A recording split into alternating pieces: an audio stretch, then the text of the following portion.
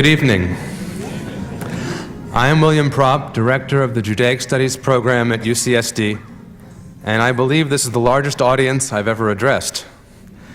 You're here, of course, to attend a lecture by Sir Martin Gilbert of Merton College, Oxford, and the City of London, but for 2 more days, the Herman Wilk Distinguished Visiting Professor in Judaic Studies at the University of California, San Diego.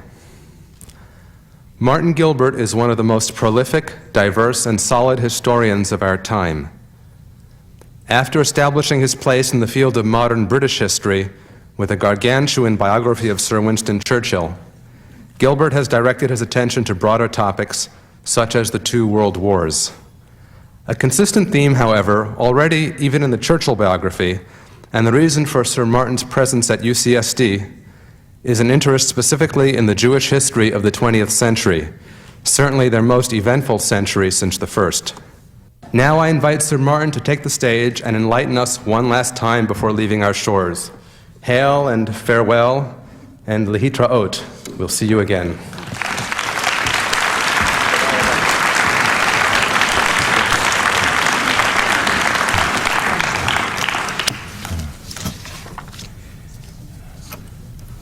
I'm very honored to be asked to give this, my second public lecture at UCSD, as Herman Wilk Visiting Professor, and to do so in the presence of so many people who have become my friends, if I may say so, since I arrived here 2 months ago. I'm only sorry that my 2 months is about to end.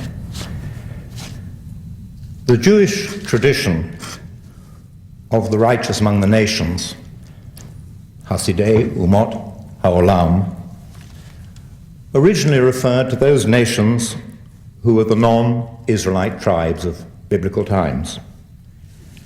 And the first 2 righteous among the nations recognized by the Jewish sages were Shifra and Puach, 2 Egyptian midwives who defied Pharaoh's edict to drown Israelite children in the Nile. The third righteous, according to Jewish tradition, was Pharaoh's daughter, who violated her father's own decree and saved Moses, bringing him up as her own son. In the Bible, Pharaoh's daughter has no name. The Jewish sages gave her one, Bat Yah, the daughter of God. Since 1965, the State of Israel has recognized almost 20,000 righteous, 20,000 non-Jews who helped save Jewish lives during the Holocaust. Like Shifra, Puach, and Bat Yah, each one of these 20,000 has a name and a story. In every instance, an uplifting story of decency, courage, and hope amid the dark night of the Holocaust. In the new edition of my Atlas of the Holocaust, I give their numbers on the map, country by country. The most recent group of individuals to be recognized as righteous were men, most of them diplomats, who did not necessarily risk their own lives, but did save Jewish life, often on a considerable scale, and often suffered in their profession for doing so. Their champion, incidentally, Eric Saul, who has mounted an amazing exhibition about them which travels the world, is with us here tonight. One of those diplomats was Chinese, one of 3 Chinese honored by Yad Vashem as righteous. His name was Dr. Feng Shan-ho, and in Vienna, he issued many thousands of visas in 1938 and 1939, which enabled Austrian Jews, even those in concentration camps, to leave Europe altogether. His government, the Chinese nationalist government of Chiang Kai-shek, did not support his efforts, but he persevered nevertheless. In Berlin, a British diplomat, Captain Foley, took considerable initiatives to issue documents that enabled those who were not entitled to do so to enter Palestine. On the Swiss border, a German police officer, Paul Grüninger, defied his superiors again and again to enable hundreds of German Jews to enter Switzerland and safety. On another border, that between France and Spain, a Portuguese diplomat, Aristide de Sousa Mendes, disobeyed the orders of his superiors and issued several thousand documents that enabled Jews who were fleeing the advancing German army to cross into Spain and safety in June 1940. An American has also been recognized for his part in this act of diplomatic rescue. He was not a diplomat, but the representative of a private American organization, the American Emergency Rescue Committee, based on the French port city of Marseille. His name was Varian Fry. From August 1940 to August 1941, Fry and the small team working with him issued more than 1,500 visas, enabling German and Austrian Jewish refugees, then in France, to leave for the United States. In May 1941, Eleanor Roosevelt had written to Fry's wife, Eileen, "I think he will have to come home because he has done things which the government does not feel it can stand behind." Among those who were able to go to the United States, thanks to Varian Fry, was the Jewish Viennese writer Franz Werfel, whose novel The 40 Days of Musadar was and still is by far the most powerful presentation of the Armenian genocide after World War I.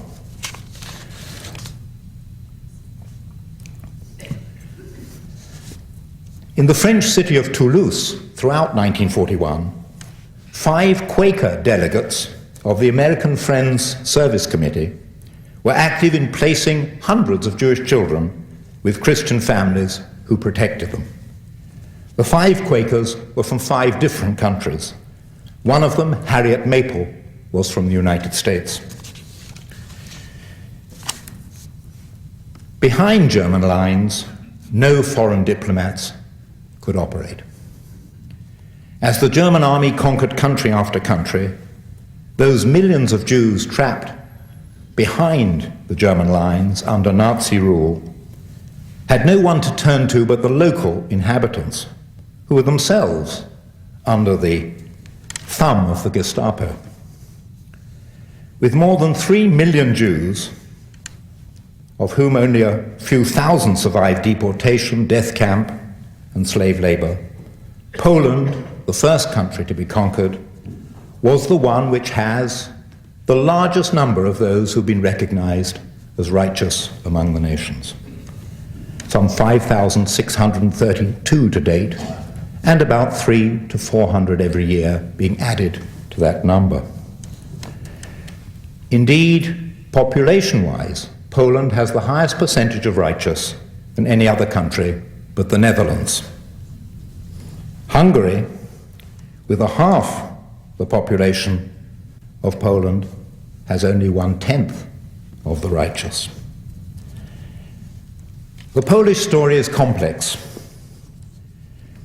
There had been massive anti-Semitism, and that continued throughout the war.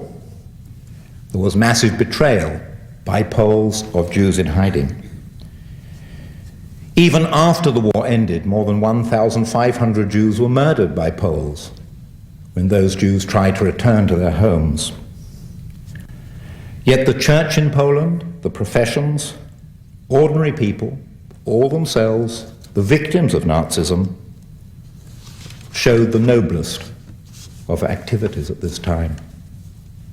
Recently, there has been a very strong account of a Polish village called Jedwabne, where the 1,000 Jews of the village were murdered before the Germans were fully in control by the local Polish villagers. Yet even in that terrifying hotbed of anti-Jewish activity, a Polish Catholic woman, Antonina Wyszykowska, took into her tiny home and hid and saved 7 Jews. The problems and dangers of helping Jews were enormous.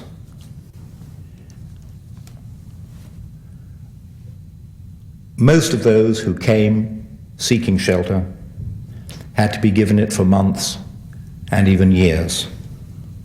In conditions of severe rationing and food shortages, food had to be found by the rescuer for these people in hiding. For many of those in hiding in cellars or barns or attics, there could be no lights turned on, no fires lit, no visible evidence of people in hiding. For many, not even a chance of minimal exercise. Refuse had to be disposed of secretly. Food and drink had to be provided on a regular basis. I came across many examples, extraordinary ones, but many, in which a husband or a wife concealed from the other spouse the fact that he or she was hiding a Jew or even several Jews in a barn at the end of their farm, or even in some cases in a ditch near their farm, somehow managing to take out to them the food which they would require to survive. The penalty for hiding a Jew was death, and this meant, in many cases, the death of the whole family, not merely the individual who had taken the Jew or Jews in. The Germans themselves were constantly demanding that this penalty should be applied. And tens of thousands of non-Jews were murdered by the SS for hiding Jews. Above all else, there lay the threat of betrayal. A neighbor who would point the finger at someone who had lived next to him or her for years and years, but would point them out to the Gestapo as someone who was hiding Jews. And we know from the archives the extent to which the Germans worked on persuading people to betray, calculated the amount which would persuade a peasant, himself very hungry, persuade him to point the finger at the farm where Jews were being hidden. Sometimes the Germans organized hunts in forests where Jews were known to be hiding, hunts through villages where in many cases perhaps a dozen of the villagers were hiding Jews. I'd like to read a proclamation dated the 19th of December 1941 from a German provincial governor. It has recently been established that Jews from outside the district are still to be found here. This exposes the entire population to the danger of the spread of typhus. The entire population must help in averting this danger. I have therefore decided to assign a reward to all those inhabitants who take a particularly successful share of this decisive operation. Any person who can give appropriate police organs details of any Jew in hiding or of any place where someone has given lodging or board to a Jew will be rewarded. And in the archives you find many different versions of the reward. How much did it cost to persuade a neighbor or a villager to betray his own people and the Jew? The most frequent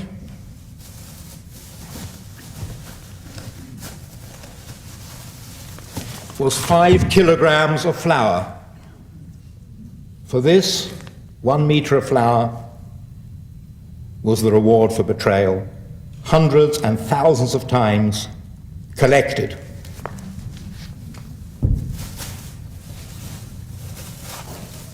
In areas where there was a particular shortage, particularly in Ukraine, of salt, it was sufficient only for 2 kilograms of salt. and for this people hunted through villages. The one who found the Jew in hiding received 2 kilograms of silk. There were some areas where the locals seemed to be more resistant to bribery. And so, a bottle of vodka, or in special circumstances, a bottle of brandy, was provided by the SS for anyone who came to them and said, at number 5 such and such a street, or at the farm in such and such a lane, a Jew is in hiding.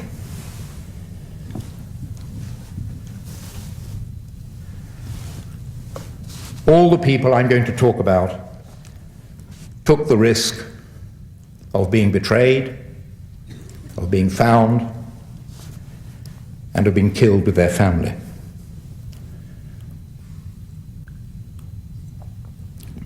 What type of rescue took place? There were many examples of whole communities who decided that they must take Jews in at whatever risk. The most remarkable was the Baptist community in the eastern Polish province of Volyn, now part of Ukraine. The Baptists in some 15 villages in Volyn believed that it was their duty to prove their faith by hiding Jews at whatever cost. One of those Jews has described the moment when, in a field near a village, a Baptist approached him. He immediately understood who I was. With tears in his eyes, he comforted me and invited me to his house. Together we entered his house, and I understood instantly that I had met a wonderful person. God brought an important guest to our house, he said to his wife. We should thank God for this blessing. They kneeled down, and I heard a prayer coming out of their pure and simple hearts, not written in a single prayer book. I heard a song addressed to God, thanking God for the opportunity of meeting a son of Israel in these crazy days. And then he goes on, when they stopped praying, we sat down at the table for a meal. The peasant's wife gave me milk and potatoes. Before the meal, the master of the house read a chapter from the Bible. Here it is, I thought. This is their big secret. It is this eternal book that has raised their morality to such unbelievable heights. It is this very book that filled their heart with love for the Jews. In this particular region, villagers, Baptist villagers, who did not have a Jew in hiding would often go to someone who was hiding a Jew and beg for the opportunity of taking a Jew into their home. Sometimes people change their characters considerably. In the city of Lvov, in eastern Galicia, 2 thieves, Leopold Socha and Stefan Wroblewski, who had spent the 10 years before the outbreak of war stealing and hiding their stolen goods before they disposed of them while the police were searching, hiding them in the sewers of Lvov. When Socha and Wroblewski saw what was happening to the Jews in the city, the terrible slaughters and deportations, they arranged for as many Jews as possible to go down into the sewers and be found a secure hiding place there. 21 of those whom Socha and Wroblewski took down survived the war, survived the terrible flooding which takes place in sewers, survived the nightmare conditions of darkness and rats and privation. Every week, Socha and Wroblewski would take the dirty clothes, the pathetic clothes of those in hiding, and return them washed. He also brought them a Jewish prayer book, which he found in the ghetto which had been completely stripped of its Jews who were murdered. And at Passover, knowing that the Jews would not eat bread, and he was hanging down little pieces of bread into the sewer at the end of a wire, he brought them a large load of potatoes so that they wouldn't have to violate the prohibition on eating leavened bread. Socha was accidentally run over a few months after the end of the Second World War. And as he lay on the pavement dying, a large number of people passing crossed themselves, made the sign of the cross, and said that it was God's punishment for hiding Jews.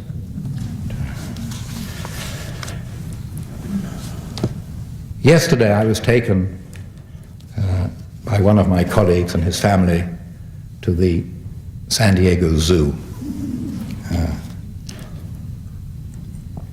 And of course no visitor to this city could return home without visiting the zoo. But it reminded me of another extraordinary story of the righteous among the nations. Another couple, Jan and Antonina Zombinski. The Zombinskis were in fact the very first Poles to be recognized as righteous among the nations by Yad Vashem in Jerusalem. Jan Zombinski was the director of the Warsaw Zoo. The Germans regarded him very highly. From the beginning of the deportation of Jews from Warsaw in the summer of 1942, Zombinski decided to use the empty, deep cages and empty, deep caves in the zoo to hide Jews. Several hundred Jews passed through the Warsaw Zoo, fed and guarded by Zombinski and his wife, and then found by them hiding places, safe hiding places with other Poles. He had his own two-story home, which is still there. I visited it at the entrance to the zoo, and often German officers and even SS men would come. He was very convivial and be entertained by him. He was their friend. And what they didn't know was that 20 Jews were hiding on the second floor and in the attic of his home. And they survived the war. Tragically, Zombinski himself was captured by the Germans during the Polish uprising and killed. But his wife continued to help those Jews in hiding in their home and in the city. Poland has a long tradition of anti-Semitism. And one of the leading interwar intellectual anti-Semites in Poland was a woman, Zofia Kosak, a famous Polish writer and novelist. And she, in fact, was head of an organization called the Catholic Front for the Reborn Poland, which argued that Poland would be a much better place if the Jews went elsewhere. From the moment of the establishment of the Warsaw Ghetto and the incredible and terrible cruelties inflicted by the Nazis on the Jews of Warsaw, Zofia Kosak decided that this was not acceptable, that however much intellectually she might wish Poland to be free of Jews, the murder of Jews was totally wrong. And so she published a clandestine protest, which was put up on all the walls in Warsaw, in which she warned that all Poles had to act against this. What worries me, her protest said, is that the dying Jews are surrounded solely by Pontius Pilates, washing their hands of any fault. This silence cannot be tolerated any longer. Whatever its motives, silence is despicable. In the face of crime, one cannot remain passive. Who remains silent in the face of the slaughter becomes an enabler of the murderer. Who does not condemn, then consents. And so Zofia Kosak got a group of friends together, and they founded an organization called Żegota, the Council for the Assistance of the Jews of Poland, and they distributed in safe houses, in safe cellars, more than 5,000 Polish Jews. They opened branches in the main Polish cities, and they had a special children's section headed by a remarkable woman, Irena Sendlerova, which placed more than 2,500 Jewish children in safe homes. All this time, while the ghetto was surrounded, while it was death to leave it, and while the deportations to the death camps were continuing every day. Irena Sendlerova was caught by the Gestapo and tortured so severely that for the rest of her life she remained an appalling cripple, but she refused to divulge the names and addresses where the Jewish children were in hiding. One more Polish story of the 5,000. A young Polish doctor, recently graduated from the medical faculty of Warsaw University, embarking on a career as a surgeon when war came. And he had decided that his speciality would be plastic surgery. He smuggled himself into the ghetto, met with the Jewish leaders, and told them that he had devised an operation to reverse circumcision. His name was Felix Cannabus, and more than 1,000 Jews he operated on and enabled them to leave the ghetto as if they were non-Jews. Felix Cannabus was recognized after the war when he came to a conference, a medical conference in Philadelphia, was recognized there by 3 survivors who he had happened to have saved by this method. And it was they who then ensured that somehow he would obtain recognition for his work. I come now to Germany. The Germany of 35 million adults in 1939 had 358 righteous among the nations recognized by the beginning of this year. 1 in every 100,000 German adults. And their actions were all the more remarkable because Germany had been under the control of the Nazis, the Gestapo, since 1933. And almost all the German liberals, socialists, communists, decent people, had long ago been arrested and sent to concentration camps. Still, there were Germans who were prepared to stand up and do what they could and try to maintain secrecy even in the center of the German Reich. One of them was the head of a circus, Adolf Althoff. And he worked out, it had to be always with ingenuity, that no one would really search a traveling circus. And so the 2 ladies who led the elephants into the circus,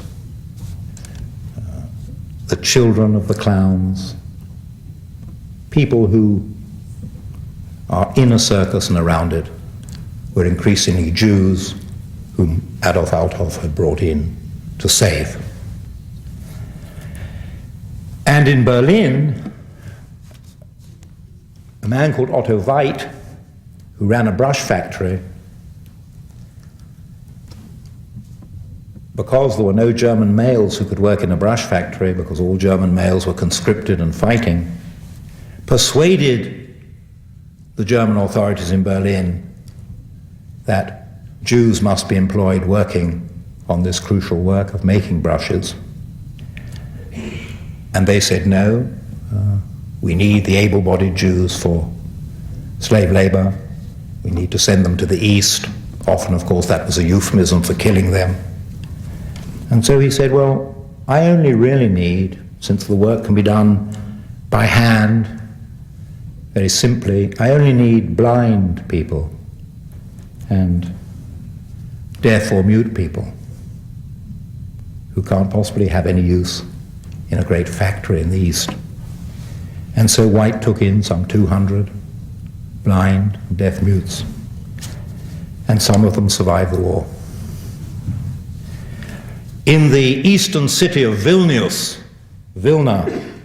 a German army major, Karl Plage, who was in charge of the enormous army vehicle repair park, German army repair park in the city, employed dozens of Jews, again insisting that their work was essential.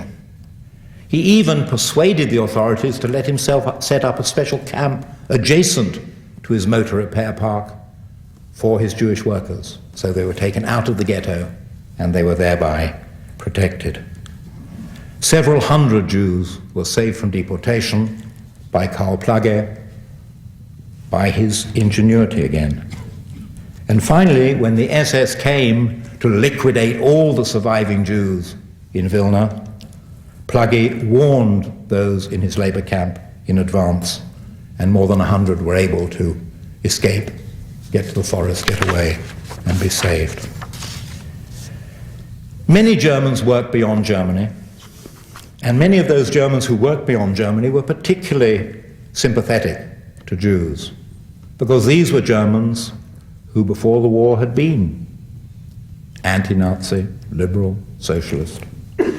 And so in the great eastern city of Bialystok, a German printer, Otto Busser, not only who was printing SS material, not only took in Jews to work in his printing press, but incredibly smuggled clothing and food into the Bialystok ghetto, and when that was destroyed, smuggled arms to the Jews in the forests outside Bialystok. He incidentally, after the war, went to carry on his printing work in Darmstadt, a city in Western Germany, was denounced for being a Jew lover, was forced to leave his city, and decided to go to Israel, where he lived until his death in a Christian village in the Galilee, a European Christian village in the Galilee. Two more Germans overseas I'd like to mention. One was a German lawyer, Hans-Georg Kallmayr. Kallmayr had been thrown out of his profession in 1933 because he had objected to the expulsion of Jews from the profession. Then he had done various work, and finally when war came, and again so many German males went off to the war front, Kallmayr was brought in to the legal department of the German Foreign Office. And they said to him, we're having a lot of problems in Holland. A lot of Dutch Jews are somehow evading deportation by producing spurious documents saying that they're not really Jewish. We want you to go and root out this deception. Kallmayr went to Holland, and there he prepared a list for the Gestapo, Kallmayr's list it was known, of more than 2,000 Jews who he said could not possibly be racially Jewish. And he did it by persuading people who were all too ready to be persuaded. Surely, Mr. Cohen, your mother was a promiscuous woman, and your father couldn't have been Mr. Cohen. Your father must have been some totally Aryan Dutchman. And gradually he created a whole area of doubt for the Gestapo, of people who had to be set aside because, as Kallmayr said in his official report, these Jews were much more promiscuous than we ever realized. As I said, some 2,000 Dutch Jews were saved deportation by being on Kalmar's list. And then the other list, Oskar Schindler's list, another German working outside Germany, a member of the Nazi Party, who used his position and his friendship with the SS to rescue more than 1,500 Jews.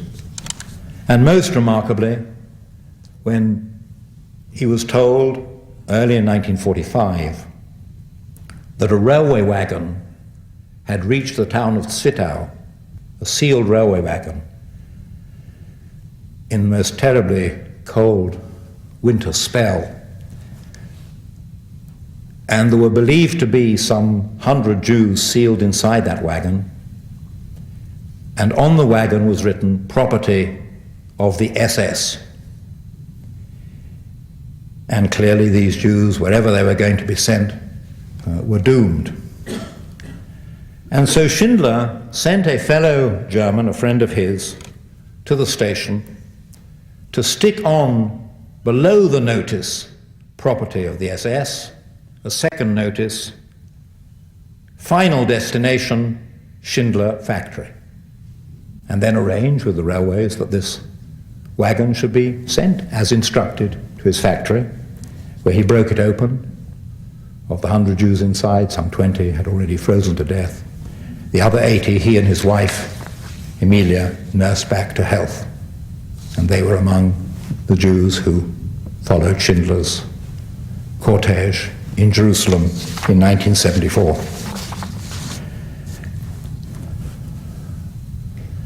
The righteous among the nations were predominantly Christian, as Europe was predominantly Christian. But there were also Muslims who played their part, particularly in Bosnia and in Sarajevo, the great city, where it was a Bosnian Muslim who rescued the famous Sarajevo Haggadah, the great illuminated medieval Haggadah. And when the Germans came to him, he was a librarian in charge of the library of the museum, and said, "Where is this book? This is one of the treasures which we need in Berlin." He said, "I'm afraid to tell you that it vanished years ago." And he not only saved the Sarajevo Haggadah, but also many individual Jews. Often the righteous acts were collective. In Belgium, for example, there were several villages where almost everybody in the village took in a Jew or a Jewish family, where the village authorities connived in this, and where the determination of the Belgians, who were themselves under German occupation, and a very severe German occupation, the determination of the Belgians not to give in to this barbarism made them take incredible risks. More than 4,500 Belgian Jewish children were found safe homes in Christian families, convents, boarding schools, orphanages, even sanatoriums. There was a remarkable woman, Yvonne Nevjean, who was the head of the National Agency for Children in Belgium. And she, rather like Zofia Cossack and Żegota in Warsaw, organized her staff to systematically find and spirit away to safety Jewish children.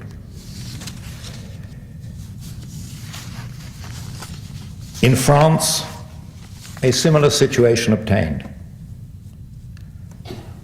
And in France, the action of these villages was so successful that less than a third of French Jewry was deported to the camps. And most of those who were not deported were taken in hiding.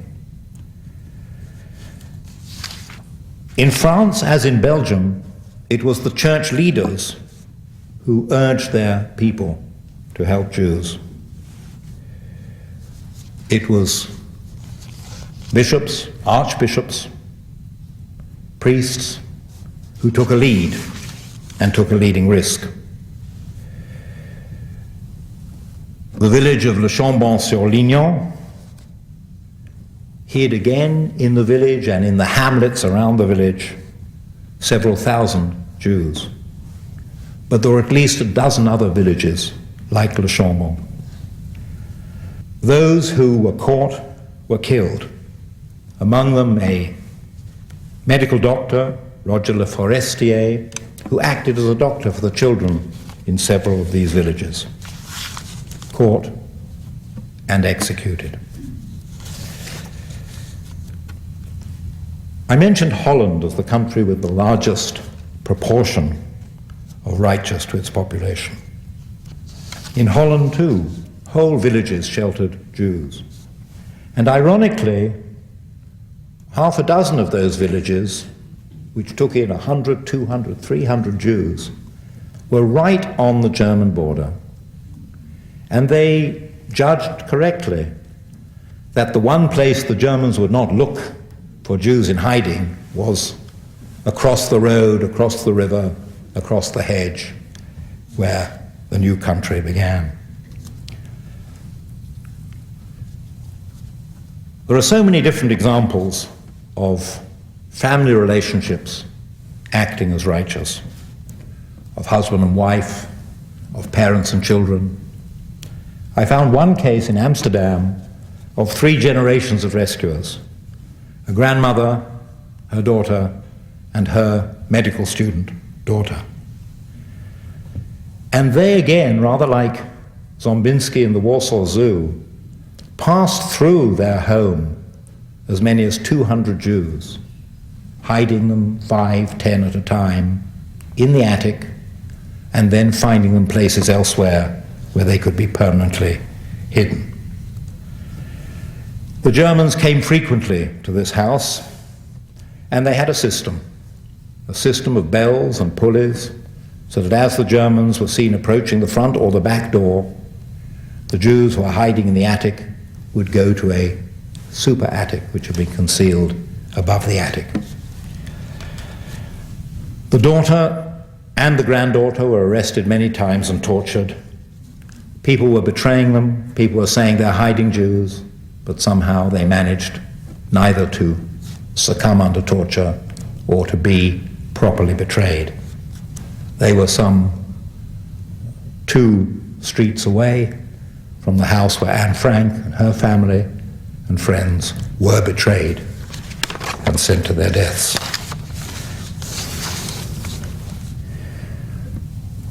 From 1939, from the start of the war, to 1943, Italy was an ally of Germany. And the Italian government, headed by Benito Mussolini, refused to deport a single Jew to the camps in German-occupied Europe. Again and again, the German officials at the highest level protested, but in vain. I found an entry in Dr. Goebbels' diary for the 13th of December 1942, when most of the Polish killings having been completed, the Germans had become desperate to catch Italian Jewry and deport them from Italy.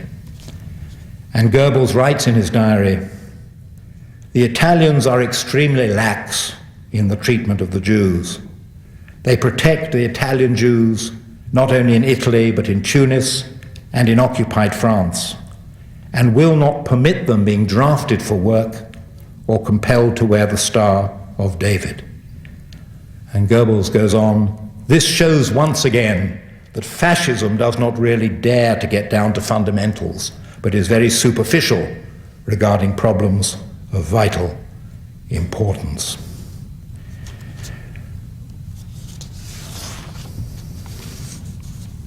In Italy, as some of you may know better than me, anti-Semitism was and is still known as the German disease.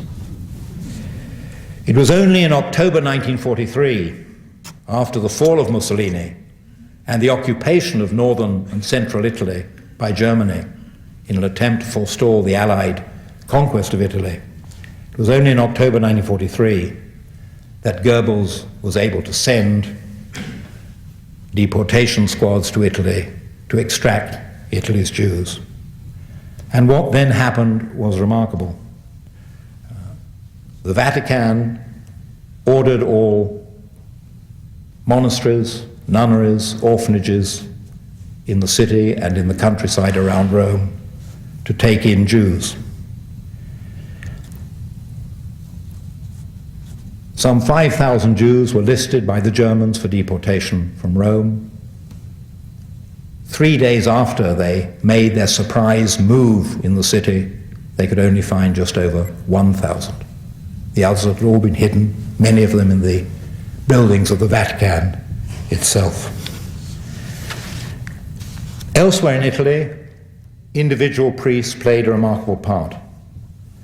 In the city of Assisi, in St. Francis's city of Assisi, a remarkable man known as Father Nicacci, who had never met a Jew before 1942, organized some 500 escapes, alerted all the wonderful hill monasteries in that region to take Jews in, and discovered that if you put a monk's habit on a Jew, he might be able to walk through the streets past even a German patrol without suspicion. On one occasion, Father Nicacci's monastery was raided, and he did just that. He lined up his Jews as monks and got away with it. He also, never having met Jews before, became curious about these people, and so decided, when they told him about their habits and their peculiarities and their customs, to provide a kosher kitchen for those in hiding. Probably the only monasteries that have ever had kosher kitchens. Another country which took a collective effort to help its Jews was Norway. And here the SS and the Norwegian Quisling movement was very strong. But although 700 Norwegian Jews were deported and killed, more than 1,000 were saved. Many of them smuggled across the Norwegian border into Sweden by members of the Norwegian resistance. And the Norwegian resistance has in fact a collective medal issued by the State of Israel for its work. One thing which helped the resistance in helping Norwegian Jews was that all 7 bishops of the Norwegian Lutheran Church resigned in protest at the deportation of the Jews. And on 2 consecutive Sundays in all their churches issued defiant prayers and protests and demands to their congregation to take action. An even larger number of Jews, the 7,200 Jews of Denmark, were saved when a German diplomat, another righteous German recognized by Yad Vashem, called Georg Duckwitz, who'd learned about the deportations, was a diplomat who opposed Nazism, alerted not only the Jewish community, but the Danish political world to what was happening. The heads of the Danish churches came together and protested. The Danish universities closed down in protest. And more importantly, hundreds of individual Jains joined in the move, successfully to smuggle all but 400 Jews across the narrow water from Denmark to Sweden. Bulgaria, a very distant country, but one, again, where the Germans wanted all the Jews to be deported to Germany, all 48,000. Bulgaria also collectively protested. The Bulgarian farmers and the Farmers' Union were so outraged by the demand for deportation that they threatened to lie down on the railway lines through which the trains would have to pass. The 2 leading churchmen of Bulgaria, the Metropolitan Stefan of Sofia and the Metropolitan Kirill of the city of Plovdiv, led a massive church protest at a public session of the Bulgarian churches, the main church assembly. And the Bulgarian parliament then formally voted against allowing the deportation of Jews. As Hitler did not have the means to occupy Bulgaria and organize the deportation using German troops and German railwaymen and German police, the Jews of Bulgaria were saved. Two final countries, Greece, a country where the German rule was savage, German reprisals brutal, the German people treated with terribly. Yet the Greeks, like the Danes, the Belgians, the Dutch, the French, the Italians, the Bulgarians, acted often collectively to save Jews. The head of the Greek Orthodox Church, Archbishop Damaskinos, who was later to lead the immediate post-war government in Greece, instructed all Greek monasteries, nunneries, and religious institutions to take in and hide any Jew who sought refuge there.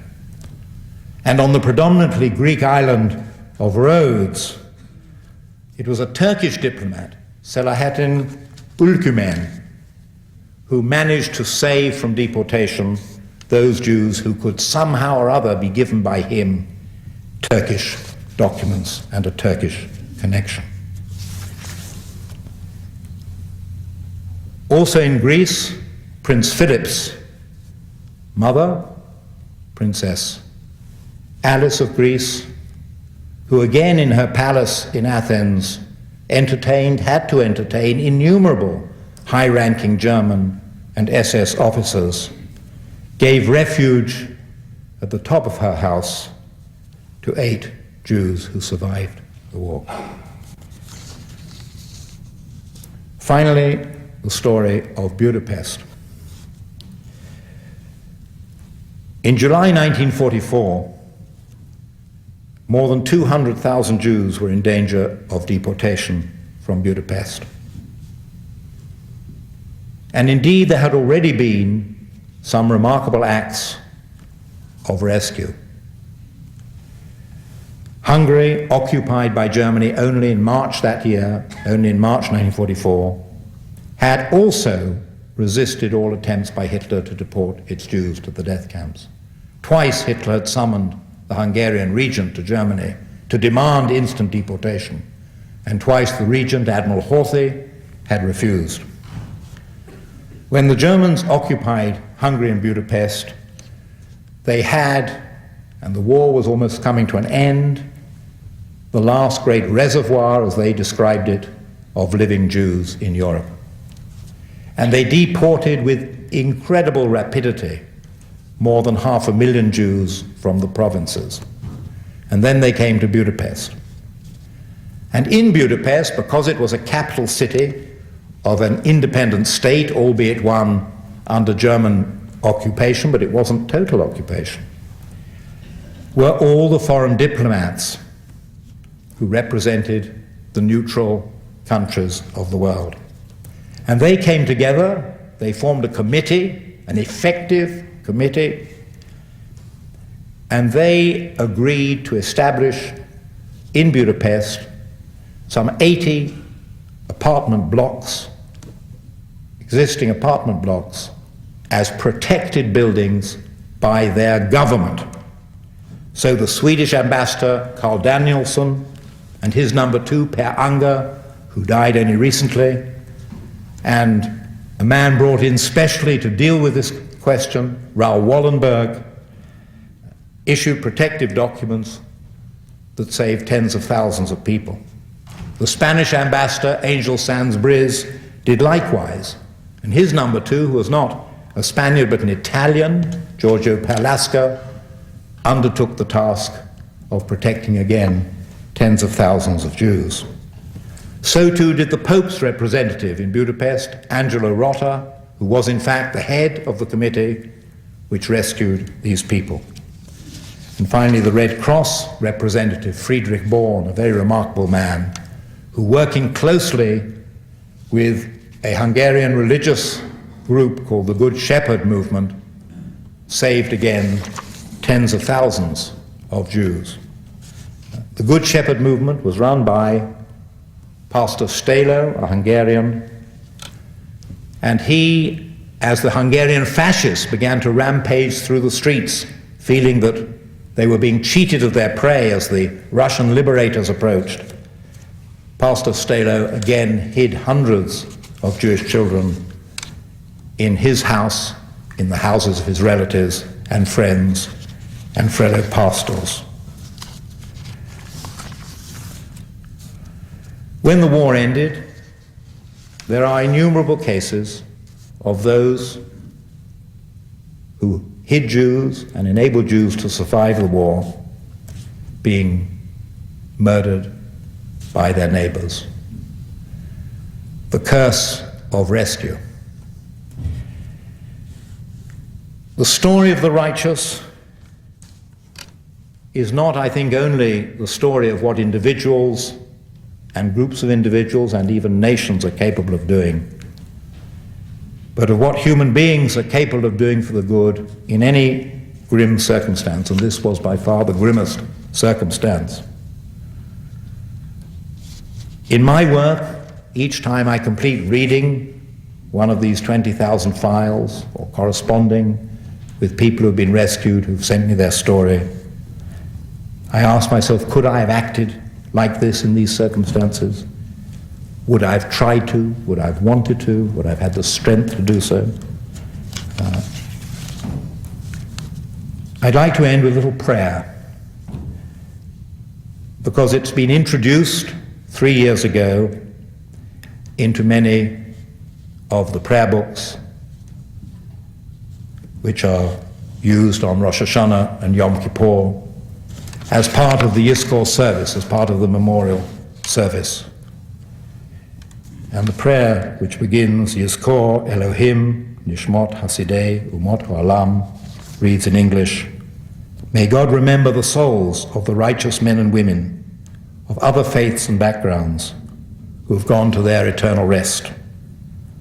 In tribute to their memory, I pledge to perform acts of charity and justice.